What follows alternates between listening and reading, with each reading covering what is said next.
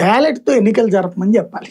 వాస్తవానికి ఇది కూడా చర్చ జరిగిందంట కదా, సర్పంచ్ ఎన్నికలు బ్యాలెట్ తో చేస్తా ఎన్నికలు ఎప్పుడు బ్యాలెట్ తో చేస్తారు, ఎందుకంటే దాంట్లో గుర్తులు చాలవు కాబట్టి. అవును, అలా కాదు కదా సర్పంచ్, అందులో అన్ని పంచాయతీలకి వేల పంచాయతీలు కదా ఉండే, కాబట్టి మళ్ళీ వెంటనే మున్సిపాలిటీలు అంటే కుదరదు కాబట్టి అవి బ్యాలెట్ తో చేస్తారు. దానికి సింబల్ ఉండదు కదా. అవును అవును, సింబల్ తో ఉండేటటువంటి నువ్వు ఆ సర్పంచ్ ఎన్నికల్ని బ్యాలెట్లతో అవసరమైతే ఈవీఎంలు రెండు పెడతారు, పెట్టుకోండి, పెట్టుకుని దాని బదులు ఇది పెట్టండి. సర్పంచులకైతే ఒక్కొక్క ఈవీఎం చేయాలి, ఎక్కువ మంది 5-10 మందికి మించి మున్సిపాలిటీలు వీటిలోనే ఎక్కువ పోటీ పడతారు. కాబట్టి వీటికి నిజంగా తెలివి ఉంటే గనక బ్యాలెట్లు వేయచ్చు.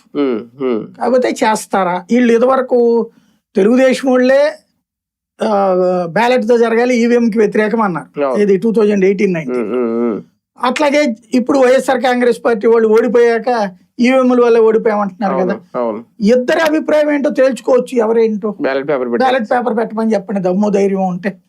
ఇంకా ఆ ముక్క చెప్పాల, అది ఎన్నికల సంఘం డిసైడ్ చేయాలి. ఎన్నికల సంఘానికి రాష్ట్ర ప్రభుత్వం చెప్పాలి, మేము ఈవీఎంలతో రెడీ, లేకపోతే మేము బ్యాలెట్లతో రెడీ అని. అది వాళ్ళకి చెప్పానండి, బ్యాలెట్లు లేదా వాళ్ళకి ఆ స్వేచ్ఛను వదిలేస్తే, ఆ స్వేచ్ఛ వదలడం కాదు, వాళ్ళకి వీళ్ళు చెప్తేనే నడుస్తుంది. అది ఫస్ట్ నెంబర్ 1. ఇకపోతే ఇది మాత్రం ఒక డ్రమటైజేషన్. ఎన్నికలు దీనివల్ల వాయిదా పడచ్చు, ఆ వాయిదాకి ఈ కారణాన్ని చూపెట్టచ్చు వీళ్ళు. ఎందుకంటే